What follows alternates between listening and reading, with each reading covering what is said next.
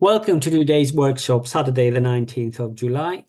My name is Paulin, you can call me Paul, and what we're going to talk today is the house style. I'm going to share the screen with you to take you through the presentation. And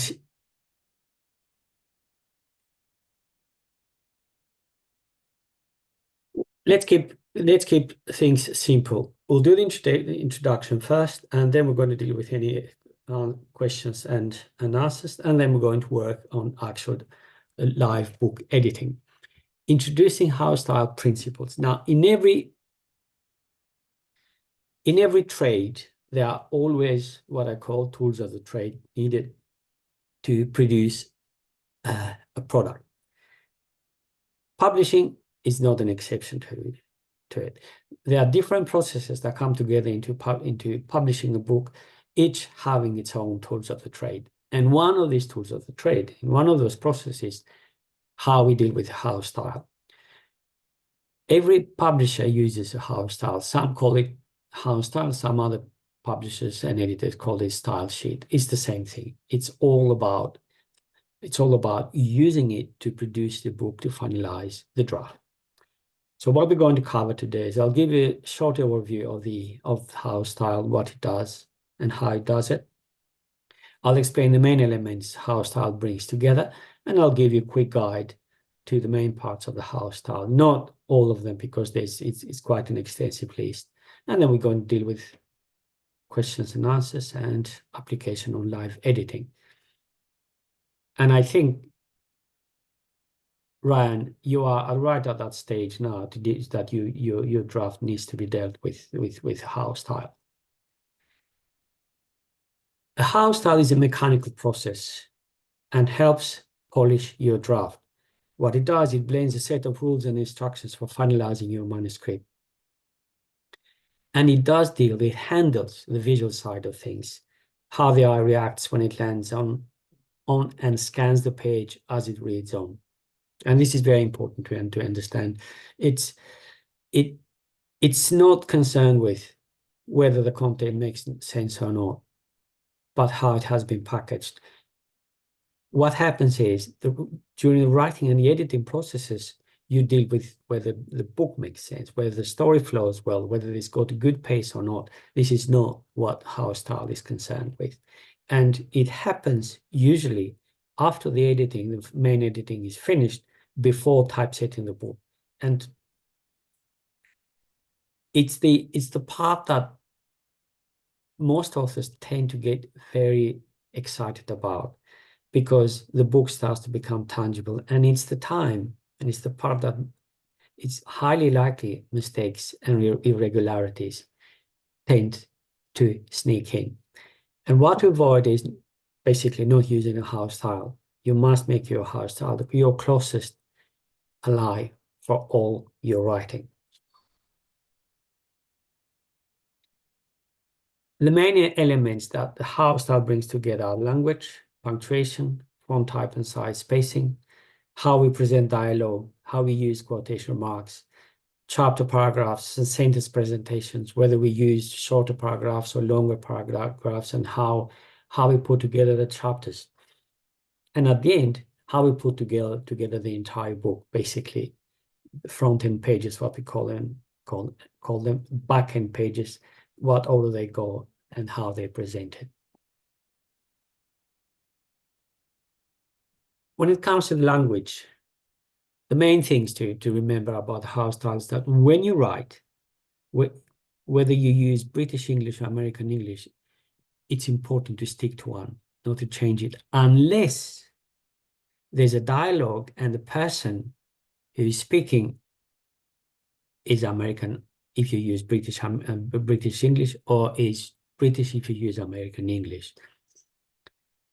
Spelling and grammar, that's the part that deals with house style. Using, for example, being aware of words that use the same pronunciation or similar spelling, and these tend to happen all the time. Not even the spell check can pick all of them up. Also, one of the things to consider is use, for example, so on instead of etc. That is instead of i.e.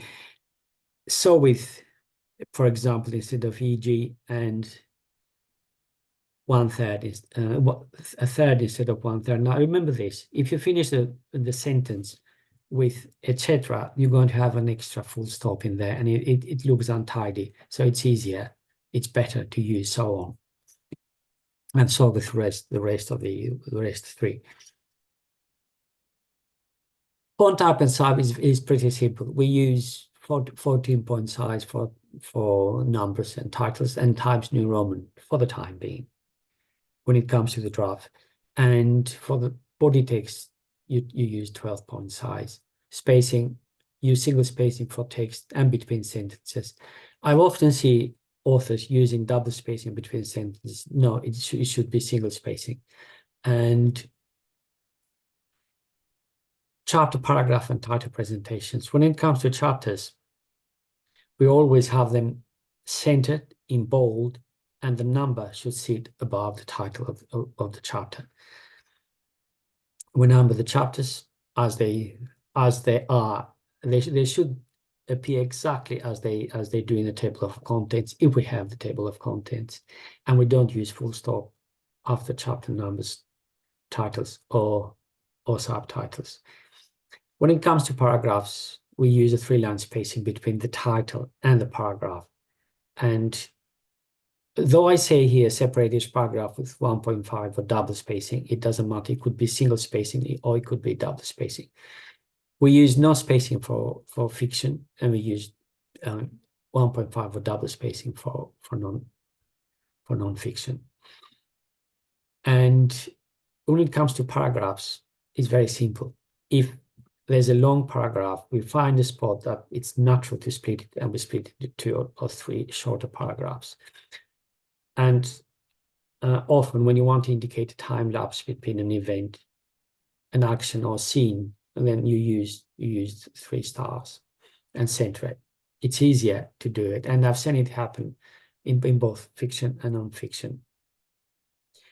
When it comes to presenting titles, subtitles in the content, we use italics for titles of books, films, TV series, paintings, albums, magazines, and newspapers. And this is important because it needs to be consistent. And single quotation marks for titles of chapters, TV series, episodes, songs in an album, and so on.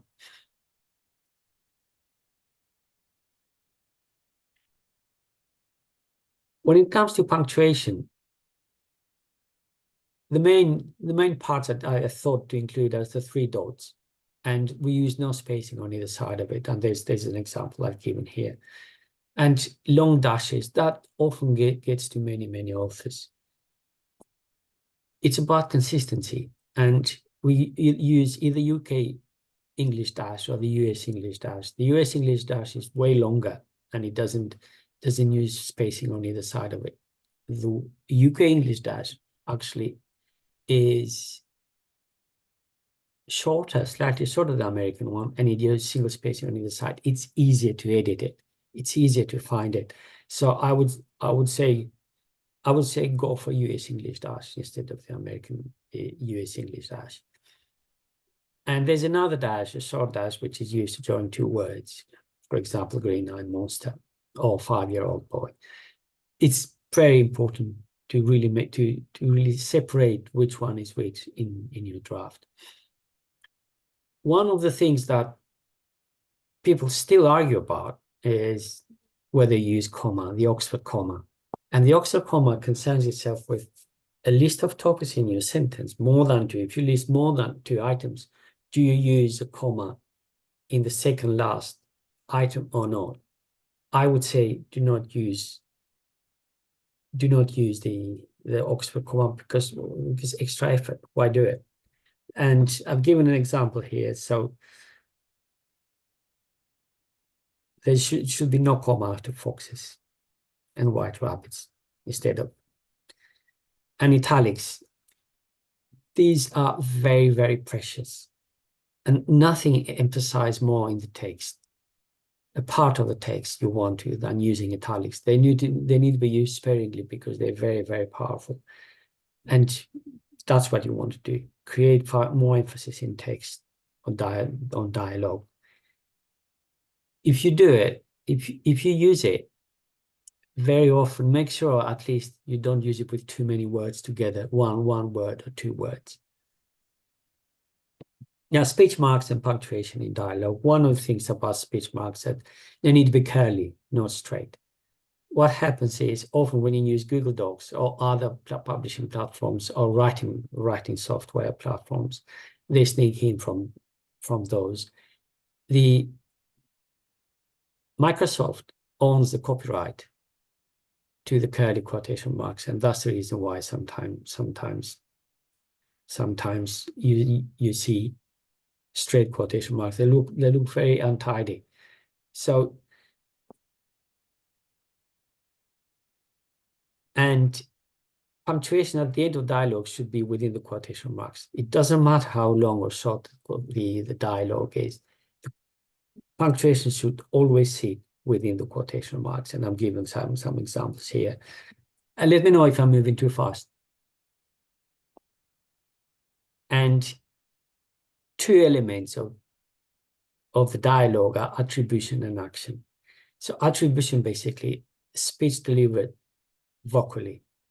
Anytime you say explained or murmured or demanded or shrieked or screamed or bellowed, or you begin the word with that follows with lowercase. For example, where are you off to? He barked. It's lowercase. Where is this silly bastard off to? Shouted the woman, pointing the gun at me.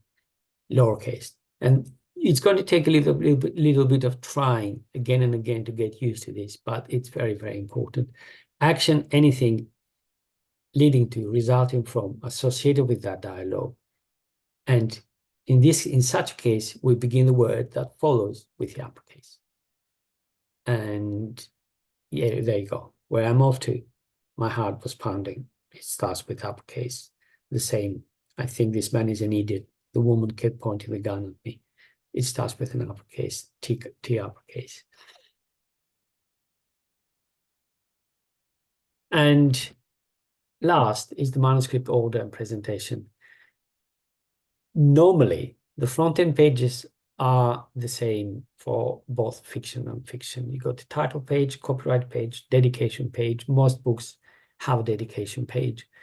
And if sometimes authors want to include a page where there are 2 or 3 line snippets from your book, I think it's a very good little trick to use. And then the contents table. The main content is the chapters of your book in the order, the exact order that they are as they appear in the contents table. And back-end pages. Now, back-end pages for most of the books, be it fiction or non-fiction, they have acknowledgements, they have about the author, and possibly useful information, links, organizations, contacts, particularly if it is a non-fiction book. Some books include further information about other books by the same author. For example, if you write a book series, then you can include a snippet of the first chapter or the first 2 chapters of the upcoming book, because it makes the reader want to find out more about the second book. Sometimes there are references, particularly for non-fiction books, an index. Index is very rare. I've only had a couple of books to use the index page. So that's, in a nutshell, the main principles behind house style. Any questions?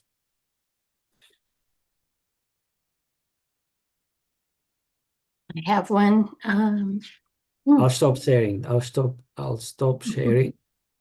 The one where you had the 3 stars and you were centering something, some time lapse. That's the first time I've heard that one. So can you explain that more? Maybe give an example. Yeah. So bear with me. Let me go back to it.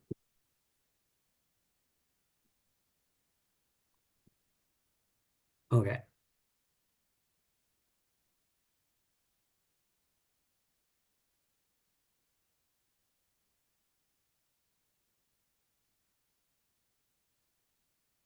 You mean this one here?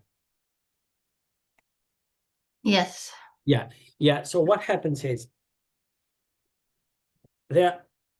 often when there's a difference in time during an event to another, from one event to another, or there's a time lapse between an action, from an action to another, instead of saying it, instead of explaining it, what we do is we use the 3 stars. So we put them centered, and the reader understands it, and also visually it works really well because it allows that time frame, that time lapse, without any explanation. Does that make sense? Yeah, I've never seen use of the 3 stars, so that part's I've seen it go in like be centered and maybe be in italic centered. I just haven't seen the 3 stars. Is it at the beginning and the end? The 3 stars are just at the beginning? Usually they usually in the middle, not at the beginning, usually in the middle, before the end of the chapter.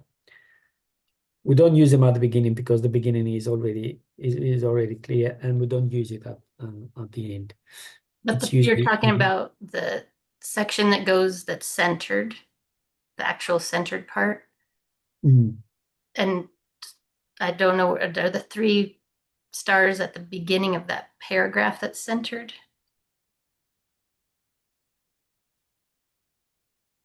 The 3 stars. Would you clarify the question a little bit more, please? I'm just trying to understand, like I need a visual example of this. Okay. Like where do the 3 stars go? And then what's considered a time lapse? Okay. Let's say you're writing about an event or an action taking place, and then at the end of that action, you go to move the reader, you go to take the story to a completely different place, at a different time. It's still connected. They're still connected to one another. So what you do is at the end of that paragraph, the end of that action, you center the 3 stars, and then you begin the next paragraph underneath it. And that on its own indicates a time lapse or a difference when it comes to action or when it comes to an event. Does that make sense? Did I explain it It right? does. Yes, that's better. Do you also put them underneath to go back to the current time frame or the other time frame? Or just at the top of that centered part? Yeah, just at the top of that, the center part. Can you use more than one of those in one chapter? Yes, you can. Yes, you can. And it's usually it's used not to create another chapter, because you could, or this another subchapter. So instead of creating another subchapter, then what you do is you use those 3 stars. It tends to be used more in fiction than non-fiction, but I've seen it used in non-fiction as well. So like if someone was in an action scene and all of a sudden they're having a memory of something that's related, that part would go. That That would would be. go. Okay. There's another way that is used in publishing when it comes to this. Instead of using 3 stars, you can use a double spacing between those the preceding paragraph and the paragraph following. And I prefer the 3 stars because they're visually more appealing. So with the 3 stars, there's only single spacing? It is single spacing. I just read a book where, which my book will have some of this later on in it, where someone's having like visions or something like that, like, and he centers them and then he puts them in italics. Is this kind of that same thing where you put 3 stars? Yes, it is similar. It is similar, and I would caution against using italics quite a lot, because sometimes authors use italics for the author's thoughts, for example, but it might be quite a lot of italics, and it really becomes distracting. Okay. So these are the two main the main elements we use when it comes to house style for separating an action, an event, or even when it comes to dialogue taking place in different places, different people.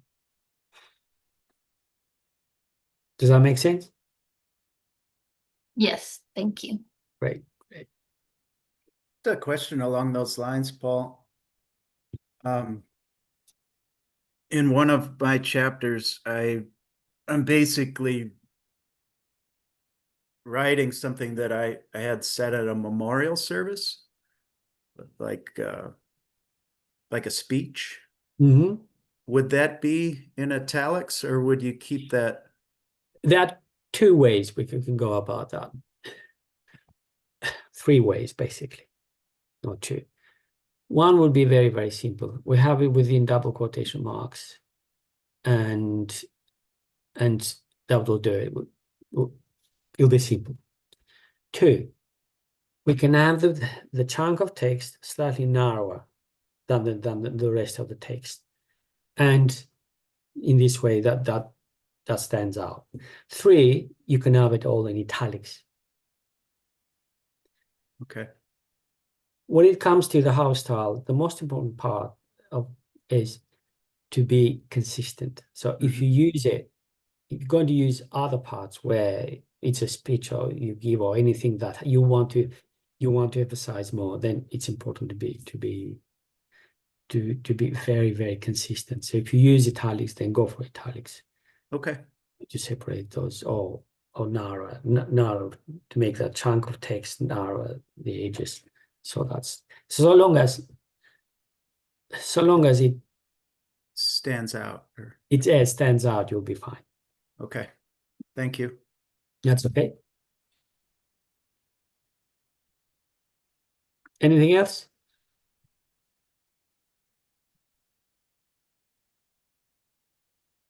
Okay, great.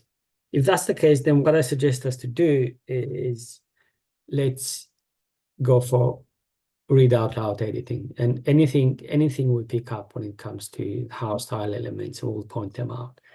That's not only about house style, but since we talked about our house style elements, then let's try to point them out. Okay, who wants to start first?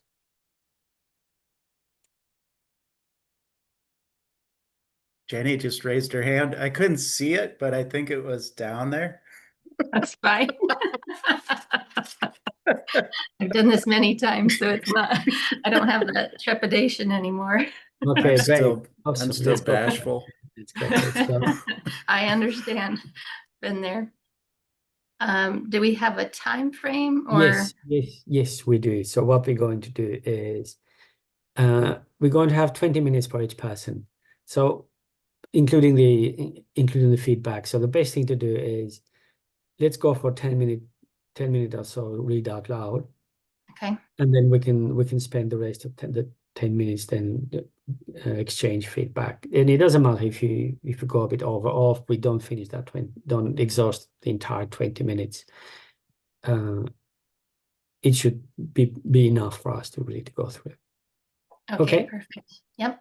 Just to warn you, I've been talking a lot this week and my voice keeps giving out. So just know if it happens, it happens. Okay. All right.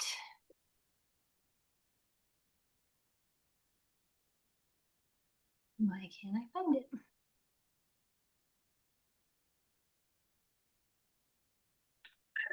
I'll be back in a second. You carry on. I won't be Okay. long. It's showing everything out. There it is. Okay. Can you all see it? Yes.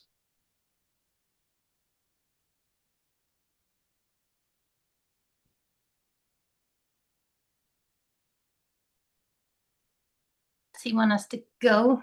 Yeah, I think he said just go in your own good time and Okay. friends. Perfect. The fleeting fumble of a newborn slut. Maybe it felt safer that Terry went to another high school and not my own. No, that can't be it. The Darren letter fiasco 2 years earlier was like a stain I couldn't remove from my favorite shirt.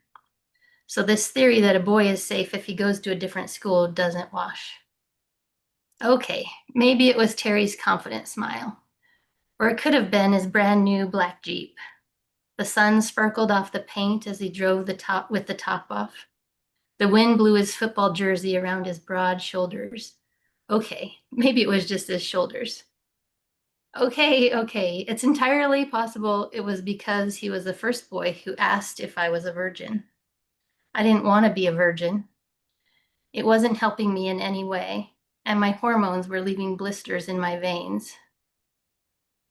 I hardly knew Terry. We'd met only once before when my sister and her friend Katie took me to a small Mitchell High School party. All I knew about him was he was the captain of their football team and his father was a doctor. And he was fine as hell. He flirted with me that night and asked me for my number. When he called, he told me he was taking me out on Friday night at 7. He didn't say a lot otherwise. His direct nature was extremely attractive. It was a warm evening in April when he picked me up in his Jeep. We drove to a secluded spot where we sat under the stars in the back seat, his arm around my shoulder. He leaned in assertively and kissed me, leaving me breathless. I was 16 and Terry was a 17-year-old boy, but he felt and looked like a full-grown man. His rich brown hair met visible sideburns, and his face had gone from soft to prickly with stubble while I aged alongside him that night. After stargazing and fully clothed groin grazing in the back seat of his Jeep, he took me to his house. When he cracked the front door, a humongous ebony ball of fur stuck his snarling fangs into the opening. Thunderous, uncontrollable barking made my body tense as I hid behind Terry, whose volume competed with the beast's. My heart was pounding. How could a family live with such an aggressive animal? It took several minutes for Terry to contain the ferocious demon. I'd never seen a dog like that before. He's a chow chow, Terry said as he got him settled. I recall the strange sensation I felt as the monstrous black creature let his gigantic soft pink tongue dangle from his mouth. I'd never seen a tongue so large and in such a stark contrast to the horrendous creature it belonged to. His tongue somehow made him lovable. Terry quickly led me around the corner into a dark room. The dog was on our heels with its tongue slobbering. Terry used his whole body to push the huge, salivating hairball into the hallway and close the door behind us. We were in his father's office. Without a word, Terry laid me down on the carpet floor. Well, I'm sure he could feel the hunger in my teenage body. It was more that I just didn't hold my legs closed tight enough. In what took no longer than the time between the bells of a school passing period, it had been done. I was no longer a virgin. We hadn't discussed this would happen, or even if I wanted it. He had only asked if I was a virgin. I wish that this story was longer, a more precious one with love and honor, one with ritual and beauty, one where he and I both knew how sacred my pussy was, one where I felt pleasure. But it wasn't, and he knew it too. A year later, Terry and I worked together at County Seat, a clothing store in the mall. We would talk and laugh with each other while folding Levi 501s and stack them on the wall of jeans. Neither of us mentioned the night we went for a ride in the Jeep. A month into my job, while the assistant manager and I stood behind the cash register, she said, "You know, Terry really regrets taking your virginity. He told me you were too sweet and he shouldn't have done that. He still feels bad." My throat tightened, my eyes went wide. Did my boss just say something about me losing my virginity to a coworker? Seriously? I let out a nervous giggle. It felt like a relief that Terry felt bad, but the fact he told our boss was ridiculous. Why is it with sex, people feel more comfortable speaking with other people about the act than they do with the person they are intimate with? A boy can physically be inside a girl's vagina, yet they can't bear to be in conversation with each other about it.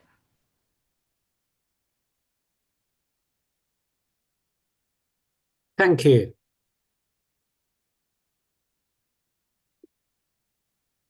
Great. Okay. Who would like to go first?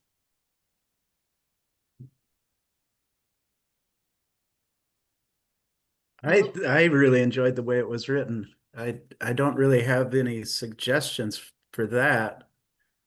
It's there's really not anything extra. Mm. And it seems like you've spent a lot of time narrowing that down to what's essential. And I can feel that when I read it. It's really good.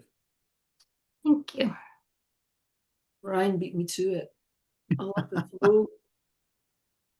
I love the way you read it as well, because you feel so comfortable in it, Jenny. And it just made it feel so effortless, not forced. Thank you. Thank you for sharing this. It sounds like the conversations I have with myself in my own head, if I was going to describe it. Yeah, it's really good. Really good. It's very clean. It flows well. If you go at the bottom, Jenny, please, you know where you say, and he knew it too. So if you want to use those 3 stars, that could be a place you could use them. You don't need to do it, but just to give you an idea about the use of them, because So it would look like, no, it would look like below it, this yeah. Below, and centered no, not there. Not After there. the next sentence. Yeah, after it. yeah, after it, where you say a year later. So yeah, that one, because there's a time lapse between the two. Not, you don't need to do it because you're emphasizing, you're saying, but that Oops, could be I centered. can't see the top of my screens. So it would look like that. Yeah, it would look like that. So if you And want to. would this be, and then this would be all Yeah, squished? yeah, exactly. Okay. That's how you do it. So you Okay. don't, yeah, and that's why as an element of the house style, there's no point in using it at the beginning of the chapter or at the end of the chapter, because there's a natural division anyway, beginning and ending of it. And let's go a bit further up, where you say you were 16 and he was 17. Mm-hmm. We know Terry is a boy. So what if you said I was 16 and Terry was 17? Yeah, let's But try it. I had it out before. I started no, without it out, okay. but because of the end of the sentence, it felt like I needed to put boy in there. Okay, fair enough. And yeah, I could leave it out and just say, oops. and the only way to judge it is just to remove it and then see what it looks like, whether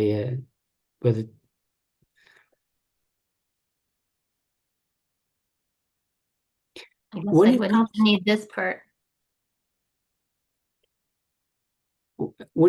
to the car, Jeep, and that's a house style element as well. Is it J-Lo? You've got J-Lo case, but isn't that a type of car? It is. It's a brand, yeah. It's a Brand, brand, yeah. yeah. Yeah, so I mean, you use it 2 or 3 times in the draft. So yeah, that's the house style element. So for example, when you talk about the store, you both work folding jeans, and Mm-hmm. in the jean you've got that uppercase. The jeans, can't remember the exactly what.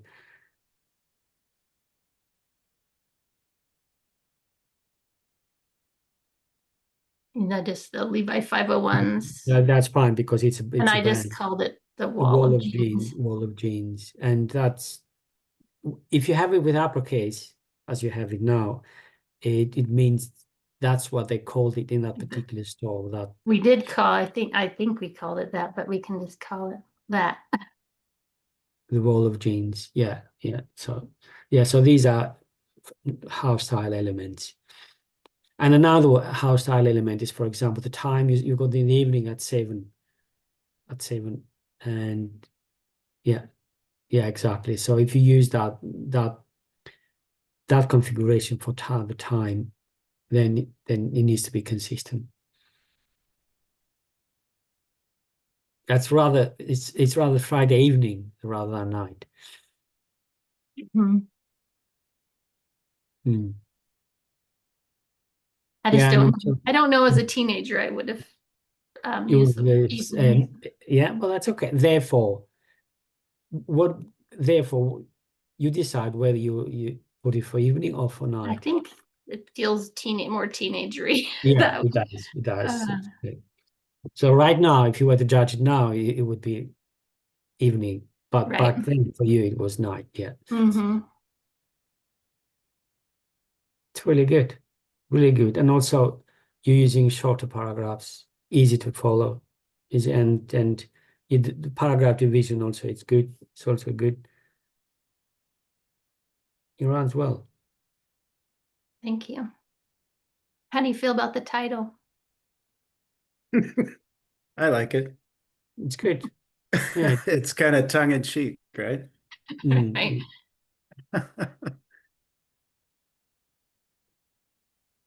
That's fantastic. Yeah. I think that's the thing, Jenny. You do have a sense of humor to it as well.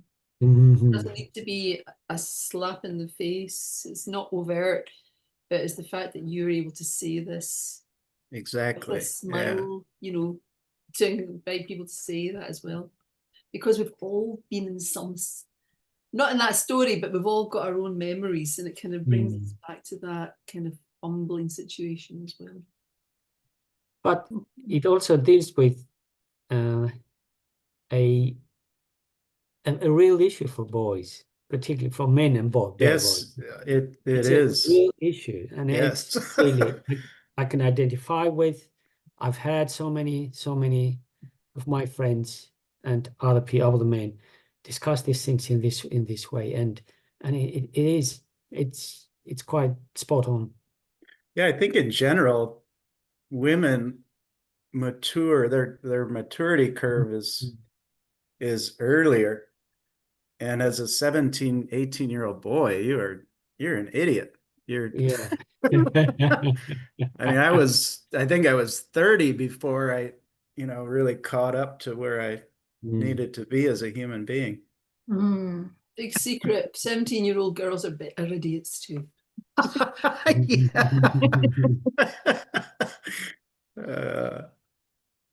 Just in different ways, but yes. Yeah. The high heels, the makeup hide it, but Yeah, no, it's really good. It's spot on when it comes to it.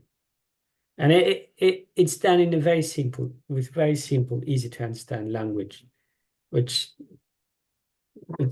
where a lot of emotion comes into. Was the Yeah. part with the dog too wordy? I've got 4 dogs, so I loved it. I thought it was great. I have a girlfriend who's got dogs. I could throw saddles on their backs. My So goodness.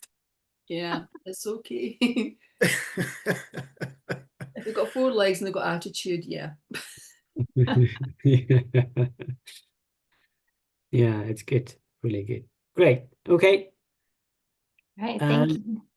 Ryan, Good job. Pleasure, thank you. Ryan, it's your turn, sir. Okay, let me see if I can. Let me be excused how well you do that. So I'm looking after two dogs. I want to make sure that they're okay. I'll be back in a second. Can everybody see that? Yep. Okay. So just to give you some background, Jenny, the process of really like religious disassociation is a big part of my self, the self discovery. So this is a section from that, and I guess one of my biggest sources of anxiety is I have all these very religious friends and family, and the fear that comes from breaking away with that, where you're afraid it's going to destroy your relationships. So that was a big part of writing the book. So this is really like a reflection on that and the commitment to that. All right, 34, Losing My Religion, Part 4. I'm sure putting these thoughts into words will make some people very upset, but I am done pretending to believe in things anymore. I need to be honest and true to myself. Life is too short and precious for anything else. Working for years in continuous improvement, I learned the first step in moving forward is having a clear understanding of the current state, not living in the land of pretense and wishful thinking. I have lived a version of myself I think I should be, while denying who I actually am. The silence that follows your honesty can hurt much more than keeping quiet and remaining unknown. That is what traps us in conformity, the fear of hurt and rejection from people that you love. We are a society ruled by utilitarian relationships and haste, and we refuse to hold the weight of another soul's depth. What you feel is the other merely waiting their turn to speak. There is no communion, no space for otherness, or any genuine desire to know each other as we really are. We live inside our lonely, skull-sized kingdoms, defending our projections in our precious cache of slogans and religious mantras. Growing up in a conservative Christian home, you are conditioned to play act a version of yourself the church thinks you should be. You say the right words and do the right things and avoid talking about what you actually think for fear of being ostracized. Going back to young, we dodge our shadow instead of facing it head on. Coercion's favorite tool has always been fear, so what better to manipulate than our fear of exclusion, death, and everlasting punishment? Denying the resurrection is the most frightening thing for any Christian to do. You are conditioned since childhood to believe it will damn you to hell for all eternity. Again, I'm not an atheist. I believe in God and an afterlife. Yahushua embodied what a life of meaning and purpose looks like, just as many other spiritual archetypes have. Evangelists will talk about meeting people where they are instead of where you wish they were. This seems like a good start, but their only agenda is pulling them along the same dogmatic path, thinking it is the only way. They are blinded by their zeal and fail to see the encounter as a mutual learning experience. I believe it is, as Meister Eckhart said, God leaves every soul by a separate path. The empty tomb will always remain a mystery, and I will never know exactly what happened. I just do not think it is right to demand allegiance to a 2,000-year-old story that is so difficult to accept, one filled with so many contradictions and fantastic claims. At the same time, I cannot prove the resurrection did not happen either. All I can really say is that it is impossible for me to believe it is true. Experience confirms that people cannot walk on water, turn water into wine, or cure blindness with mud pies, and they certainly do not physically rise from the dead to eat dinner with you. The Hale-Bopp comet did not have a spaceship in its vapor trail, but I have no doubt the members of Heaven's Gate believed that it did. There is no other way to explain why they willingly drank that poison. If you make yourself believe Yahshua was God, it makes all the impossibilities of the New Testament seem perfectly plausible. The evidence of Yahshua's miracles does not create belief. It is belief that allows you to bypass reality and accept them as truth. This is something you lose sight of once you enter the religious bubble. The equation imperceptibly reverses itself.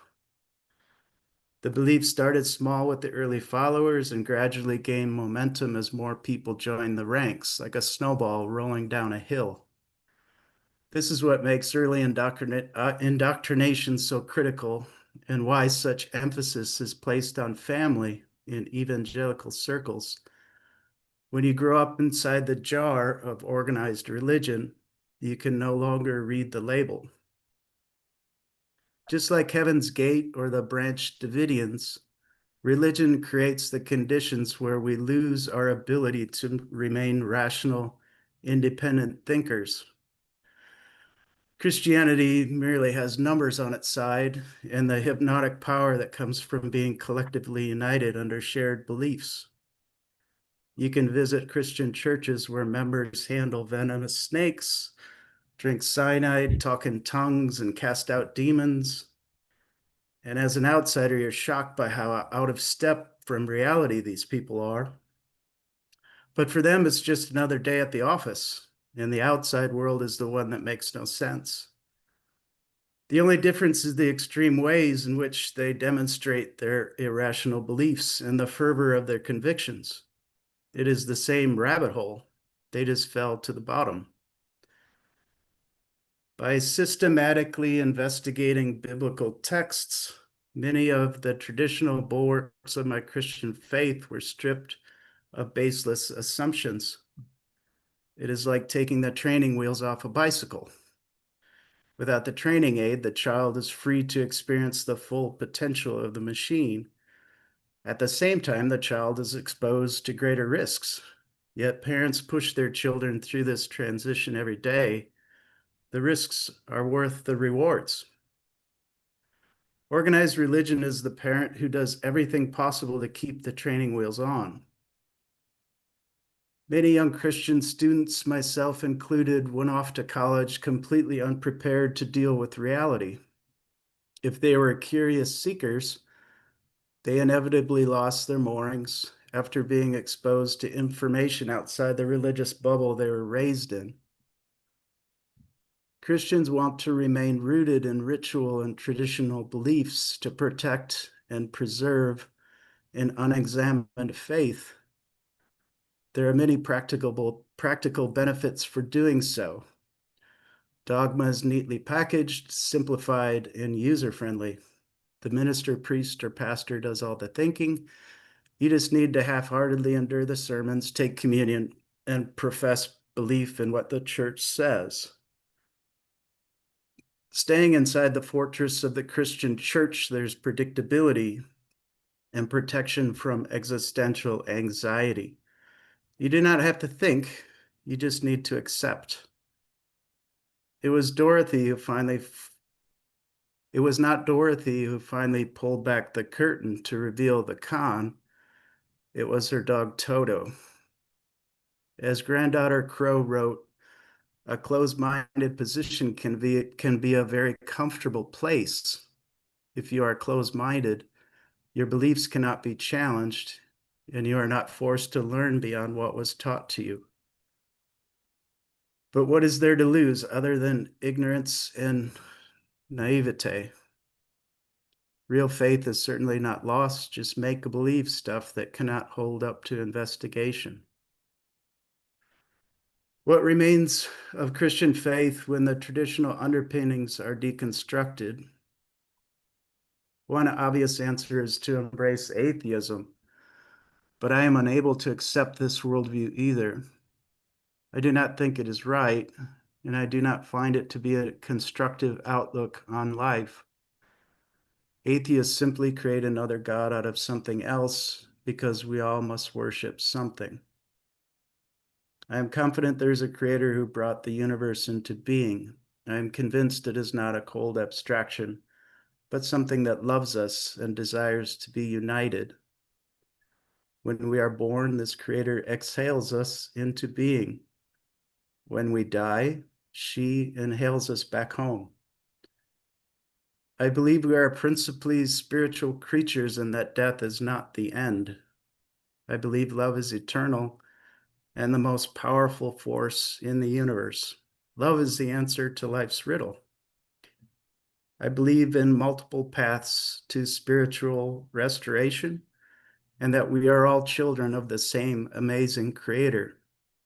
These are the bedrock tenets left over after deconstructing my traditional faith. Great. Awesome. Thank you. Okay, who wants to go first? This is Where very was I? Ryan. You're sharing an awful lot. Yes, Yeah. I do.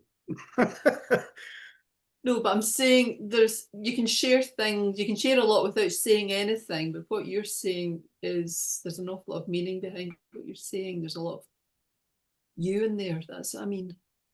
It's not surface stuff.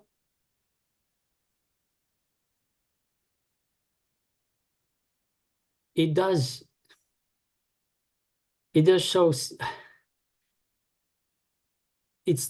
it doesn't show you contradicted. It shows that you were contradicted when it comes to religion. And Yeah. but you're trying to be fair. And it does show you your fairness. You're not wiping it all out. You're not saying it doesn't No. do, yeah. No, it's good. So I suspect, based on what you read so far, you must have been going back and forth trying to make sense of things, and there's until the moment when you spoke out. Yeah, I mean, it's a process that's probably taken 15 years. And, it's not linear. It's like it's a cycle of grabbing, And letting go, grabbing, letting go, yeah, grabbing, yeah. letting go. And it's almost you're trying to accommodate all views and all approaches, and in a very subtle way, you stamping your belief now. It's a very subtle way. It's very good. It's really in trying to accommodate other people's thought process and beliefs. You're navigating yours. Yeah, And it's a project of reconciliation, really. And in being inclusive and kind of moving away from this very narrow, exclusive definition to something that's broad and universal. And you're making good use of italics. For example, the second paragraph, should be and actually am. They do stand out really well. I actually would change that slightly. Yeah. I would, and I learned this from Paul. Okay. Instead of doing should be and actually am, I would change it to just be should and actually is in italics. Yeah. That it's just the one word. Yeah. So like because this. What happens is this. The words are still there. The B is still there, but it's not in italics. Okay. Gotcha. Yeah, because it gets associated, particularly because it's before a comma, it gets associated with should Yeah, anyway. that's really good. Yeah. Yeah, He always yeah. told me not to put it at the end of the sentence too. Yeah, that's good. A It makes fewer it stand words. out more. Yeah. Well done, Jenny. It makes both of them stand out even more. And there's another one down at the bottom, the we are all. At the bottom.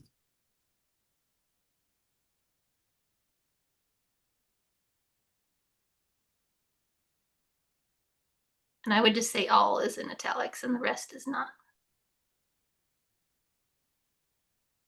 Awesome. Yeah, and actually, since you are on that 1, 2, 3, the fourth paragraph at the bottom, which we just see now, you got a quote in there. You're quoting, Here. yeah, that one. And I think because it's a full quote, you should start with a uppercase, as ground as a crow. Yeah, a. Yeah, it's a And full then quote. Yeah. none of that should be in italics. Is that correct? Yeah, because you have it in double quotation marks and it's someone who wrote, then you can keep it if you want to, but you don't have to. You could do it either way, you're saying? Yeah, you could do it the other way. But yeah, because you have in double quotation marks and it's a quote, so Okay. I think I'm gonna leave it that way. okay. How does, I mean, just the way that it reads, There's one thing that I would challenge you about the way it reads. I love the depth of it. I love the thought process you went through and all the details of it. To me, it feels very logical and not emotional. There's at the very beginning, you're speaking in I language, and at the very end, you're speaking in I language, but in the whole middle, it's super logical about other people. I would challenge you to put more of yourself in that middle Yeah. part. okay. Which goes back to the point I tried to make it earlier, but maybe I wasn't upfront enough. Maybe you being a bit too, help me out. Let me see how. Too gracious. Too gracious and too concerned with what other people might think about what Yeah. your view. Yeah, no, yeah, that's yeah. I kind of want Paul, I kind of want to send him my introduction. Do you know what I'm talking about? The introduction with where I'm like, I'm just saying it how it is. And it's all about religion and sexuality. I'd love to read that. This kind of reminded me of that kind of stance. Mine's very different, but I could definitely send it to you. I'd appreciate that, Jenny. Thank you. I think it may actually be on Publishing Mastery already. I'll try to, if it's on there, I'll just tag you on it. Okay. Yeah, I think so. If you otherwise what you can do is you can send it. Yeah. I guess Yeah. the thing that I really wanted to avoid was feeling vindictive. Yeah. I really, it's just not who I am. And the process of reconciliation is about not being vindictive. It's about just being honest and not saying this is right or wrong, but this is truthful. This is who I am. As Paul would normally tell me, why don't you just say that? Yeah, exactly. Why don't you say that? I do Yeah. say that. I do. I mean, this is it's huge. It's a big manuscript. This is just kind of a snapshot. Okay. But some of it gets extremely personal and emotional. Yeah, I would love to feel more of that in here, in this one.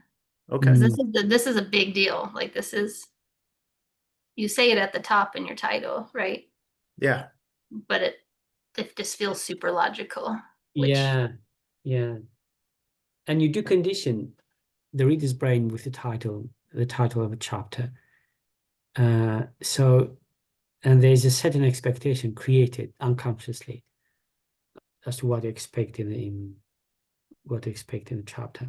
Yeah, there was another part where I thought changing location within a sentence. Let's go a bit further up. Is where you say like these are conditions.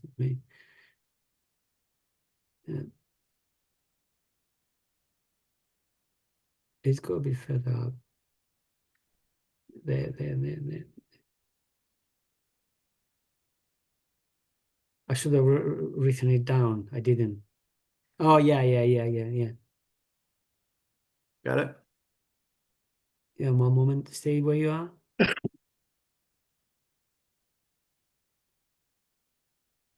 Gain momentum like a snowball rolling down a hill as more people join the ranks. I wrote the same thing down, Paul. You Yeah, guys are like on the same wavelength. yeah. Gain momentum like a snowball rolling down the hill as more people join the ranks. So that thing that would. I almost feel like it should be a different analogy because that one feels too overused, the snowball. But I think you could find a different one, like the one you have with the jar at the bottom of that one is great. The Okay. snowball rolling downhill just seems really overused. Okay, I'll do some thinking about that. Or you could even take it out. I'd like to use some sort of. Yeah, like an avalanche. I was going to say like Oh, an an avalanche avalanche. sparked by a pebble, you know, What was that, Jill? Mm. an avalanche sparked by a pebble. I Yeah. like that. I'm gonna steal that. Yeah, steal the recipe. It's a gift, you can't steal it, sorry.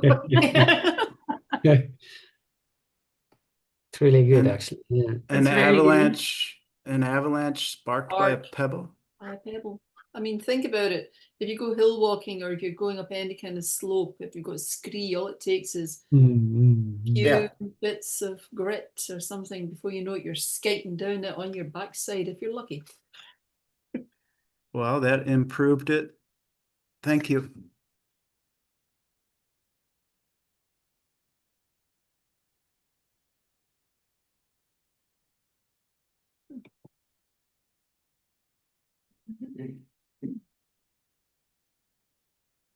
We've all gone quiet. And yeah. And Christianity merely has numbers on its side, and the hypnotic power that comes from being collectively. Do you need collectively? Being united, it says it.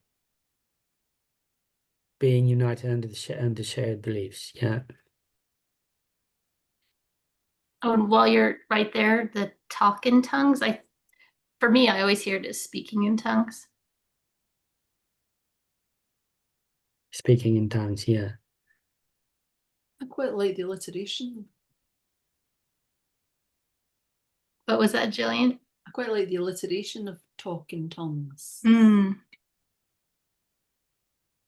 Yeah, I could go either way with it. Yeah. I am a fan of alliteration, though. But you're right, Jenny. I think that's generally how it's referred to. Speaking in tongues.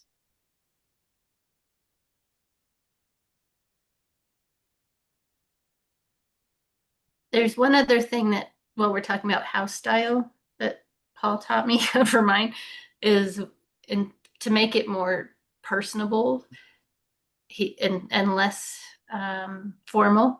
There's a sentence there's a paragraph that has the word evangelist in it, which is where I'm going to show you.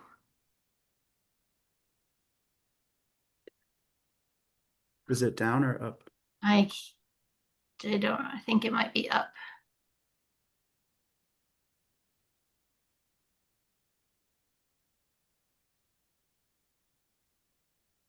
Maybe higher. Evangelical circles? No, it definitely is. There's a capital evangelist. I can't even say it. There it is. Evangelicals? That top paragraph. I Oh, think. yeah, here. Let me see if I can find the word that I'm looking for in it. That just is what I wrote down to tell us which paragraph. I think I've got it highlighted. Yeah, I'm trying to find. Can you scroll up just slightly? Yeah.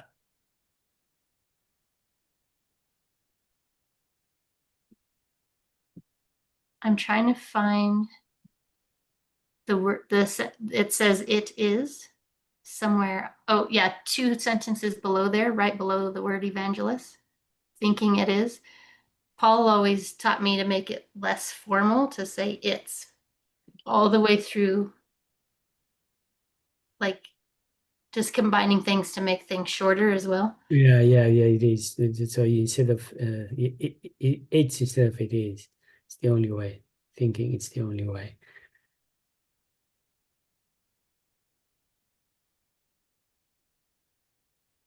I'll have to go through. I tried to be consistent with not using contractions.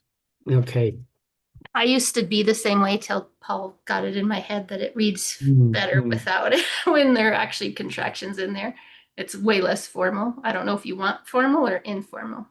I was really aiming for consistency, and that's Okay. just the Fair way enough. that I went. Fair enough. You've got a very powerful voice, Brian. Let people hear it. Hmm. When Jenny reads her words, you hear Jenny in it. Right? Yep. I used to write that way though too, that it is, that's how my writing started. So it'd be nice to hear more of you, Ryan, Okay.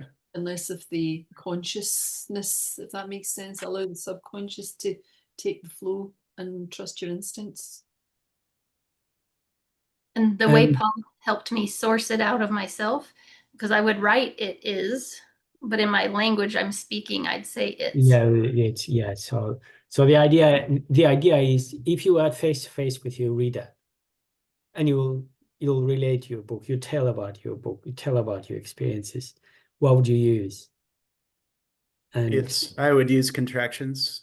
yeah, and so we do use it is to emphasize it more. There are times if you want to emphasize it more, we use it is, and unless it is dialogue where we got to present it as the person says it, or we want the person to say it. Okay. But then staying on that last paragraph, last sentence of that paragraph, you say, all I can really say is that it is impossible. If all this is all what you can say, why don't you go straight into it is impossible for me to believe it is true?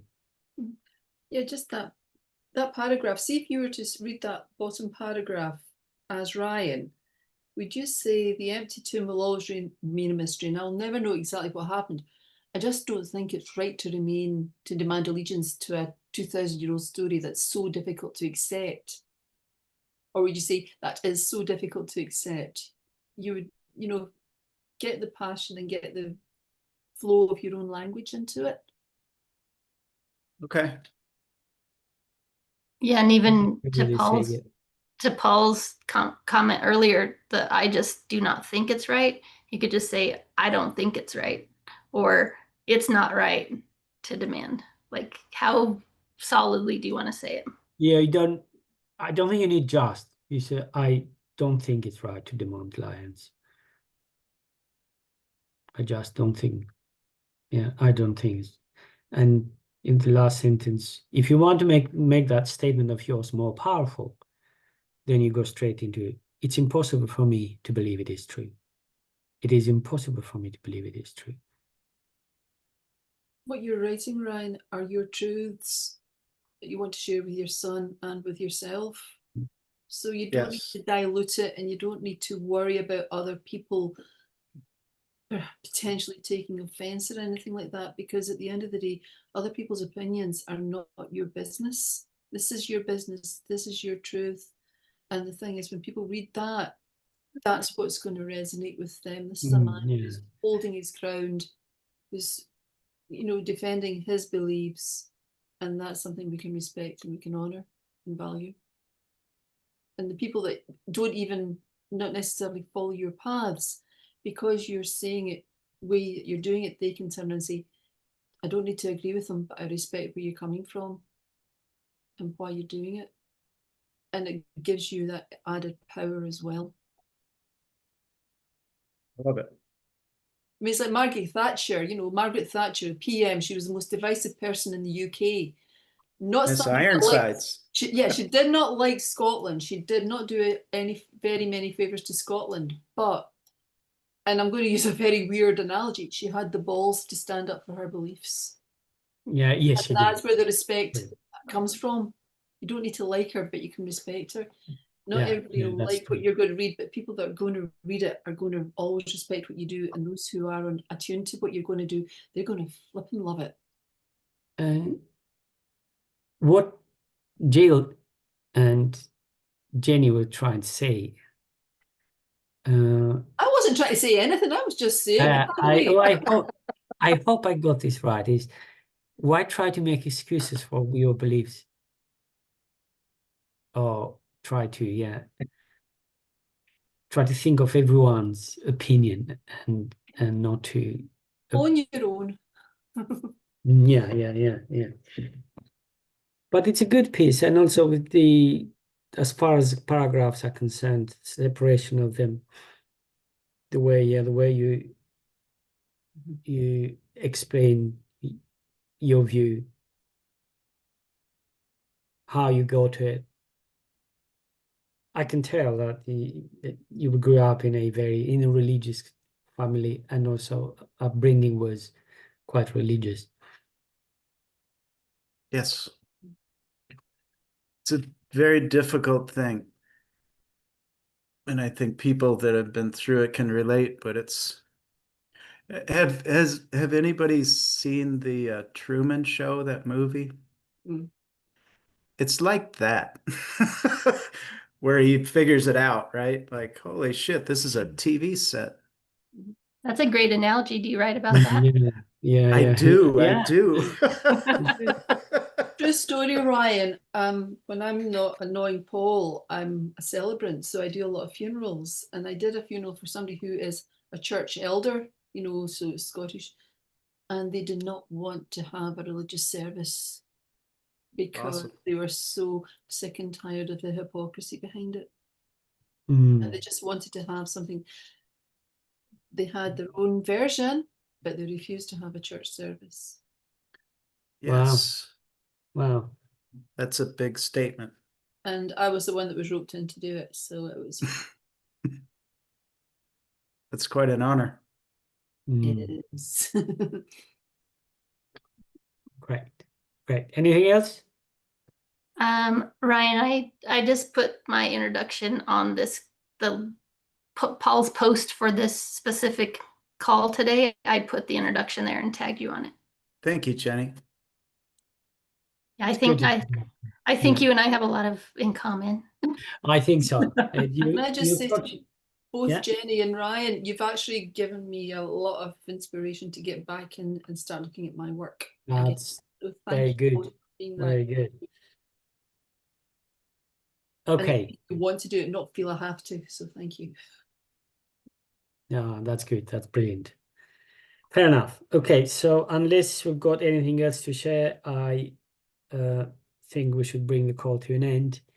And last but not least, do you have any suggestions as to what you want us to cover in the next workshop? Maybe typesetting. I don't know a lot about it. I don't know if there's anything we can talk about. I don't. Typesetting, I have prepared one before, so we can go back to that one, typesetting. And I'm dealing with a couple of typesetting and projects right now. So yeah, that would be good. Yeah, I'll go back to the presentation I prepared, and we use the same one next time as well.